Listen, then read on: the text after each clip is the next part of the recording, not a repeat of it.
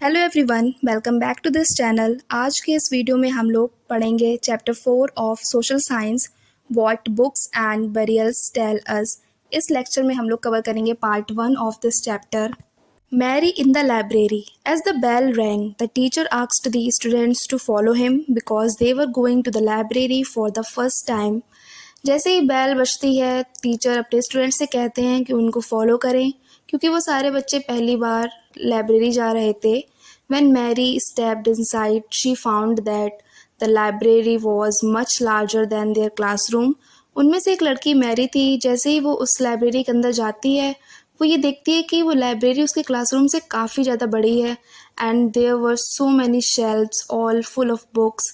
और वहाँ पर काफ़ी सारी शेल्फ्स हैं जो सभी भरी हुई थी किताबों से। One corner was a cupboard filled with large old volumes. और वहाँ पर एक कोने में एक कबर्ड रखी हुई थी जिसके अंदर काफ़ी पुरानी और मोटी मोटी किताबें थी। Seeing her trying to open the cupboard, the teacher said that cupboard has very special books on different religions. फिर वो उनके टीचर देखते हैं कि वो मैरी उस कबर्ड को ओपन करने जा रही है, तो वो उससे कहते हैं कि इस कबर्ड में काफ़ी स्पेशल बुक्स हैं अलग अलग धर्मों की। Did you know that we have a set of the Vedas. फिर वो उससे पूछते हैं कि क्या तुम्हें पता है कि हमारे पास एक सेट है वेदास का। What are the Vedas, Mary wondered. फिर मैरी सोचती है ये वेदास क्या होते हैं। Let us find out. One of the oldest books in the world. पूरी दुनिया में जितनी भी पुरानी किताबें हैं उनमें से एक है Vedas. You may have heard about the Vedas. आप लोगों ने इसके बारे में सुना होगा कि वेद क्या है। वेद का मीनिंग होता है नॉलेज यानी ज्ञान।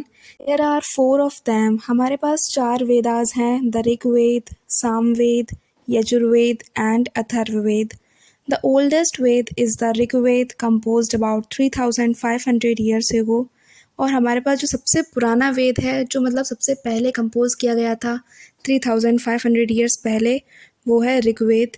The Rigveda includes more than 1000 hymns called sukta or well said.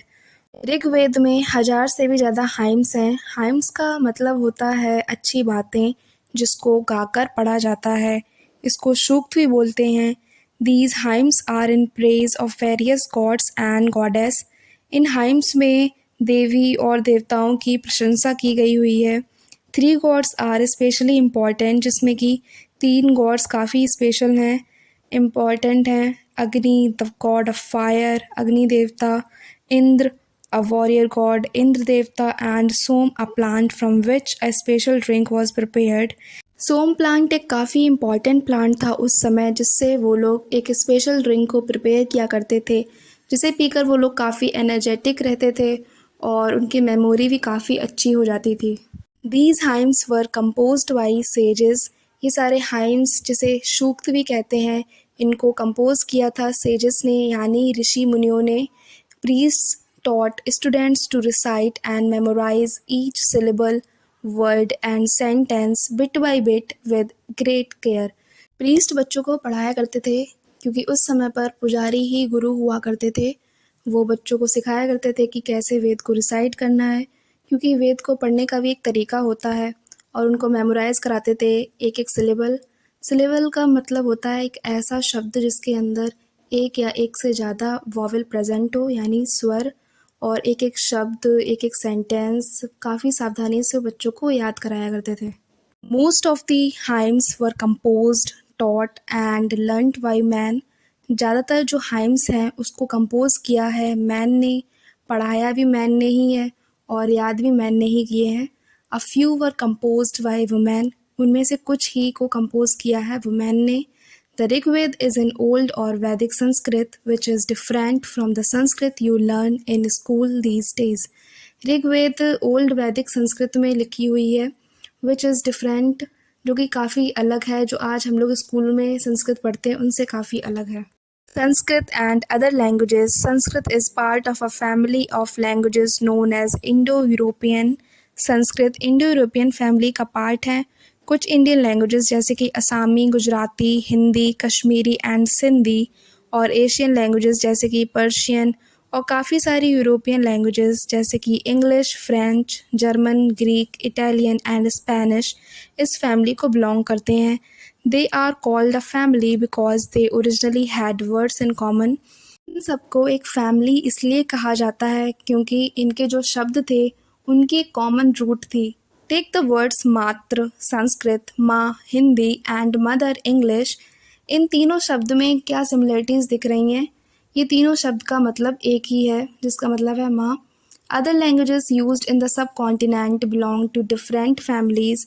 और भी सब कॉन्टिनेंट में जो लैंग्वेजेस यूज़ की जाती हैं वो अलग अलग फैमिलीज़ को बिलोंग करती हैं। For instance those used in the north east belong to the Tibeto Burman family. जो नॉर्थ ईस्ट में लैंग्वेजेस का यूज़ किया जाता है वो बिलोंग करती हैं तिब्बतो बर्मन फैमिली से। Tamil, Telugu, Kannada and Malayalam belong to the Dravidian family. जो इंडिया के साउथ में लैंग्वेजेस बोली जाती हैं जैसे कि तमिल, तेलुगु, कन्नड़ एंड मलयालम वो बिलोंग करती हैं द्रविडियन फैमिली से। And the languages spoken in Jharkhand and parts of central India belong to the Austroasiatic family. The books we use are written and printed. आज के समय में हम लोग जो बुक्स यूज़ करते हैं जिसको हम लोग पढ़ते हैं वो रिटन और प्रिंटेड बुक्स हैं। The Rigveda was recited and heard rather than read. लेकिन उस टाइम पर ऋग्वेद को रिसाइट किया जाता था, यानी ऋग्वेद को वो लोग सुनाया करते थे एक दूसरे को। एक जनरेशन से दूसरी जनरेशन ओरली ट्रांसफ़र किया जाता था। उस टाइम पर इसको इतना पढ़ा नहीं जाता था लेकिन वो लोग सुनते जाता थे। It was written down several centuries after it was first composed.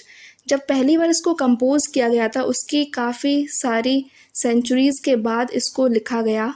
And printed less than 200 years ago. और उसको लगभग 200 साल पहले इसको प्रिंट किया गया है। How historians study the Rigveda. Historian यानी इतिहासकारों ने ऋग्वेद को कैसे स्टडी किया है?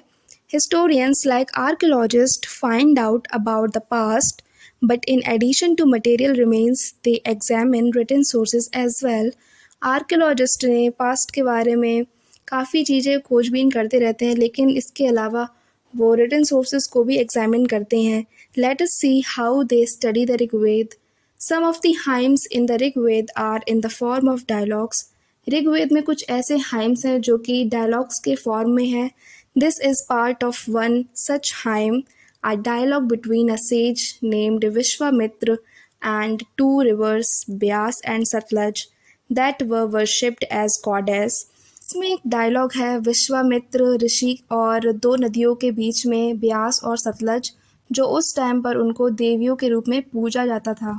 अ page from a manuscript of the Rigveda. यहाँ पर एक इमेज दिख रही है जो कि एक मैन्यूस्क्रिप्ट का पेज है। मैन्यूस्क्रिप्ट यानी हैंड रिटन स्क्रिप्ट जो कि ऋग्वेद का है।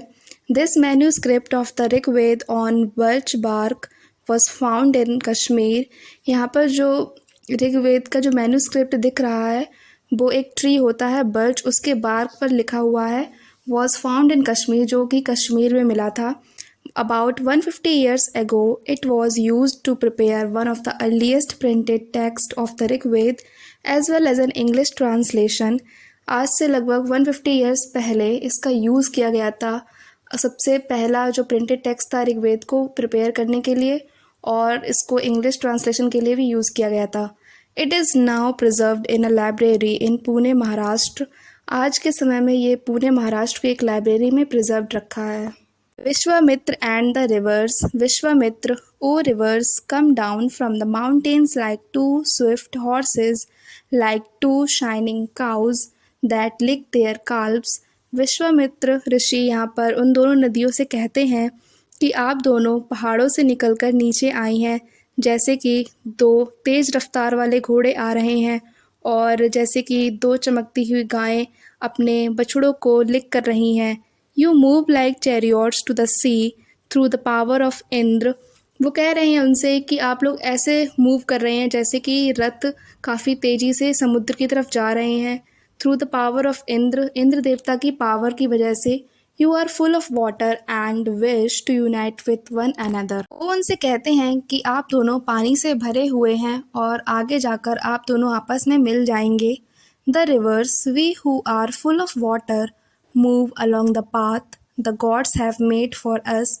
यहाँ पर रिवर्स उनको रिप्लाई करते हैं और कहती हैं कि हाँ, हम लोग पानी से भरे हुए हैं और हम लोग उसी रास्ते पर जा रहे हैं जो देवताओं ने हमारे लिए बनाया है। Once we start flowing we can not be stopped. वो उनसे कहती हैं कि एक बार उन्होंने बहना शुरू कर दिया तो वो अपने आप को रोक नहीं सकती। Why do you pray to us O sage. वो उनसे पूछती हैं कि तुम हमसे प्रार्थना क्यों कर रहे हो। Vishwamitra, O sisters please listen to me, the singer who has come from a distance with his chariots and carts. वो उनसे कहते हैं कि ओ बहनों, मेरी बात सुनो, मैं काफ़ी दूर जगह से आया हूँ अपने रथ और घोड़ों के साथ। Let your waters not rise above our axles so that we can cross safely. तो वो ये कहते हैं उनसे कि वो इस नदी को आराम से क्रॉस कर सकें, इसलिए आप उनकी मदद करें। The rivers, we will listen to your prayer so that you can cross safely.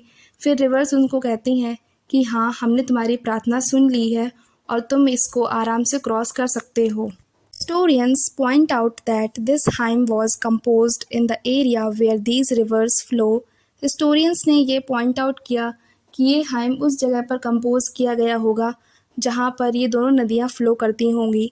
They also suggest that the sage lived in a society where horses and cows were valued animals. इसके अलावा वो ये भी suggest करते हैं कि जो ऋषि थे वो ऐसी सोसाइटी में रहते होंगे जहाँ पर घोड़े और गाय काफ़ी वैल्यूड एनिमल्स होंगे। That is why the rivers are compare to horses and cows. और शायद इसी वजह से उन दोनों नदियों का कंपैरिजन गाय और घोड़ों से किया गया होगा। Other rivers specially the Indus and its other tributaries and the Saraswati are also named in the hymns. Hymns में और भी नदियों के बारे में बताया गया है, जैसे कि इंदस और उसकी ट्रिब्यूटरीज, और सरस्वती नदी के बारे में भी बताया गया है। And the Ganga and Yamuna are named only once. लेकिन गंगा और यमुना नदी को सिर्फ एक ही बार मेंशन किया गया है हाइम्स में।